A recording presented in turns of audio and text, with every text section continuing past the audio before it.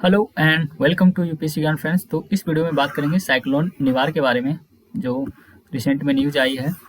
Okay, तो सबसे पहले इसका कंटेक्स्ट में बता दूं कि ये तमिलनाडु के कोस्ट पे आया है। इसे ऑब्जर्व किया गया है आईएमडी के द्वारा, यानी कि इंडियन मेट्रोलॉजिकल डिपार्टमेंट के द्वारा।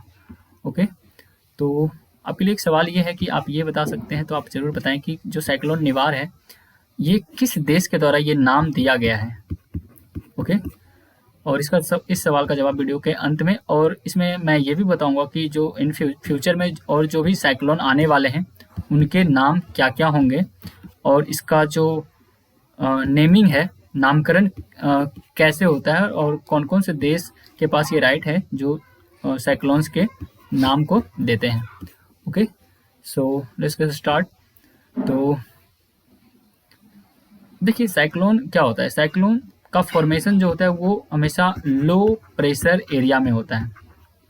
ये सबसे पहला नोट आप इसे याद रखें, लो प्रेशर एरिया में होता है। और इसमें क्या होता है कि जो विंड्स होते हैं वो इनवर्ड रोटेट करते हैं, यानी कि बाहर से अंदर की ओर आते हैं। यानी कि जब ओके, तो ये देखिए यहाँ पे लो प्रेशर क्रिएट होगा तो जो ऊपर हवा होते हैं, तो ठंडी जो हवा होती है तो ऊपर उठते हैं और भारी हवा सरफेस की ओर आते हैं। तो इसी तरह इनवर्ड फॉर्मेशन होता है। तो इस तरह से इस तरह का कुछ फॉर्मेशन होता है जिसे हम लोग साइक्लोन कहते हैं। ओके, अब इसके विपरीत अगर लो प्रेशर के बजाय अगर हाई प्रेशर एरिया बनता है, जोन क्रिएट होता है, तो उसे एंटी साइक्लोन कहते हैं। यानी कि एंटी साइक्लोन, यानी कि हिंदी में उसे कहते हैं प्रति चक्रवात। ओके, तो ये बेसिक सा डेफिनेशन था और दोनों के दोनों पॉइंट इंपॉर्टेंट है। ये लो प्रेशर जहाँ पे एरिया होगा वहीं पे साइक्लोन होगा, हाई प्रेशर होगा तो एंटी साइक्लोन होगा। अब बात करते हैं कि इसका जो फॉर्मेशन है वो, अब देखिए एक चीज़ और है कि इसका जो प्रोसेस है, जो साइक्लोन का जो प्रोसेस है, और उसमें जो इसका इंटेंसिफिकेशन होता है, इंटेंसिफिकेशन, और साथ ही साथ इसका जो फॉर्मेशन होता है, फॉर्मेशन एंड इंटेंसिफिकेशन, तो ये जो प्रोसेस है इसको क्या कहते हैं? इसको बोलते हैं साइक्लोजेनेसिस। ये याद रखेंगे, साइक्लोजेनेसिस। तो इसे साइक्लोजेनेसिस कहते हैं। ओके, और जो अर्थ है, तो ये पता है ये अर्थ है और ये नदर्न हेमिस्फेयर होगा और ये सदर्न हेमिस्फेयर। तो जो नदर्न हेमिस्फेयर में है इसमें जो विंड्स होते हैं वो एंटी क्लॉकवाइज मूव करते हैं, ठीक है, जहाँ तो साइक्लोन बनता है। और जो सदर्न हेमिस्फीयर में ये क्लॉकवाइज होता है। तो ये याद रखेंगे, जो विंड्स का मूवमेंट होता है ये इस तरह के जब साइक्लोन्स होते हैं वो नदर्न हेमिस्फीयर में क्लॉकवाइज होता है और सदर्न हेमिस्फीयर में एंटी क्लॉकवाइज होते हैं। ओके, कुछ चीज़ें और जान सकते हैं। इसके टाइप्स कितने प्रकार के होते हैं जो लो प्रेशर जोन में जो एरिया में क्रिएट होता है, तो टाइप्स, उसके बाद चलते हैं हम लोग अपना कंटेक्स्ट की तरफ। तो टाइप होता है, एक तो ट्रॉपिकल होता है, ट्रॉपिकल साइक्लोन, एंड दूसरा होता है extra tropical, extra tropical cyclone, और जो तीसरा होता है ये होता है टाइफून, टाइफून्स। तो ये इसके 3 टाइप हैं। बाकी इसका फॉर्मेशन क्या होता है इसका इतना ज़्यादा थ्योरी में अभी जाना नहीं है, बस करंट डिस्कस करते हैं। तो इसमें तमिलनाडु के कोस्ट पे ये साइक्लोन निवार आने वाला है। आईएमडी ने सजग किया है, इसका ऑब्जर्वेशन किया है, और इस वजह से वहाँ पे एक बे ऑफ बंगाल में एक डिप्रेशन देखा गया था जो काफ़ी इंटेंस था। ओके, और ये ये आईएमडी ने सजग किया है, और ये अभी, और इस वजह से कल तमिलनाडु में पब्लिक हॉलीडे डिक्लेयर कर दिया गया है, सार्वजनिक छुट्टी दे दी गई है। और ये जो है इसमें ये कहा गया है कि ये काफ़ी ज़्यादा सीवियर साइक्लोन होने वाला है, गंभीर साइक्लोन होने वाला है, जिसकी स्पीड अभी तक 120 टू 130 किलोमीटर पर आवर के करीब देखा गया। और इसमें यह कहा गया कि ये अभी आगे बढ़ के 145 किलोमीटर तक ये आगे, इतना इसका स्पीड और भी हो सकता है। और ये साथ ही साथ ये कहा गया कि ये जो साइक्लोन है likely to cross Tamil Nadu and Puducherry coast between Karaikal Mamallapuram around Puducherry. तो ये कल तक यहाँ पे आज तो ये पहुँच चुका था, सॉरी, कल यहाँ पे पहुँच जाएगा। ओके, और साथ ही साथ ये देखें कि इसके जो और आसपास के जो हाईली क्राउडेड अर्बन नेबरहुड्स हैं, तो वहाँ पे जाएंगे जो पुडुचेरी है।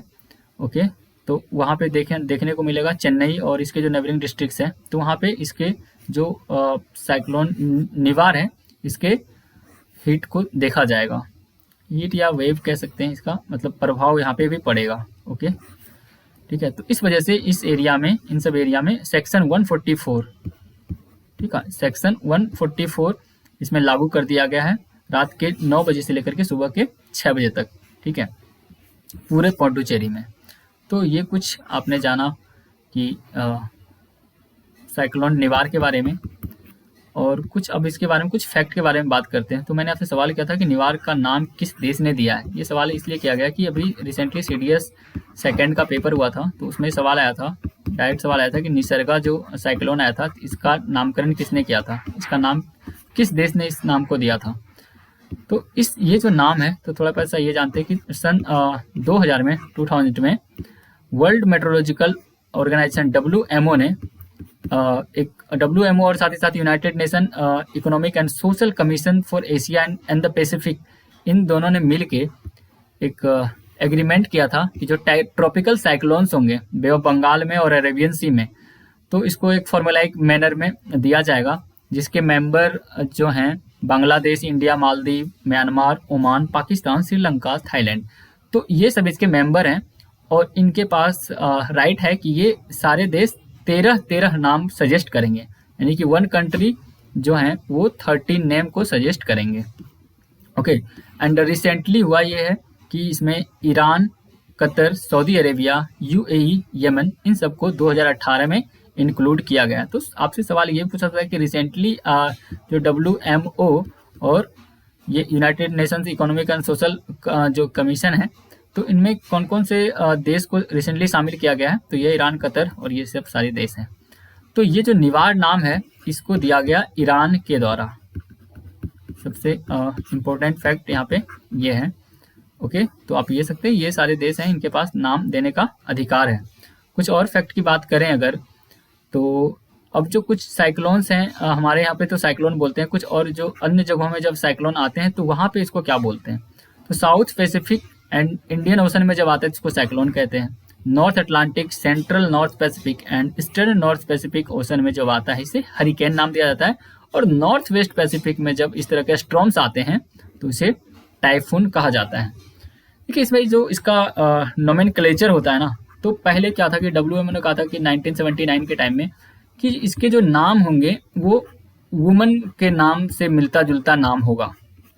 तो आपने देखा होगा कि सन 2000 में जब एक साइक्लोन आया था US में, तो उसका नाम दिया गया था कैटरीना, ठीक है। तो फिर बाद में इसमें ये भी कहा गया कि अब इसमें मैन और वुमन दोनों के नाम दिए जाएंगे ऑल्टरनेटिवली, कि एक बार जो साइक्लोन आएगा या फिर हरिकेन आएगा, सॉरी साइक्लोन, ये कैटरीना जो था ये हरिकेन था, हरिकेन का नाम था। ओके, तो इसमें ये कहा गया कि अब एक बार फीमेल का नाम होगा, एक बार मेल का नाम होगा, तो इस तरह अल्टरनेट कर दिया गया था, ठीक है। और हमारे इधर रीजन में जब इधर बे ऑफ बंगाल और अरेबियन सी में उठते हैं, तो देखिए अभी ये सब चीज़ें मैंने बता दी है कि नाम इसलिए, और नाम ये दिया जाता था ये सोच के कि जैसे वुमेन का नाम होता है तो ये नाम सॉफ्ट होते हैं।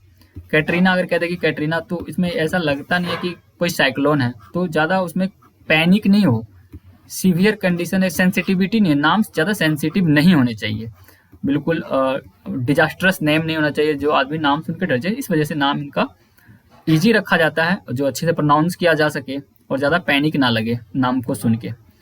ओके, तो ये सारे रीजन्स हैं नाम देने के।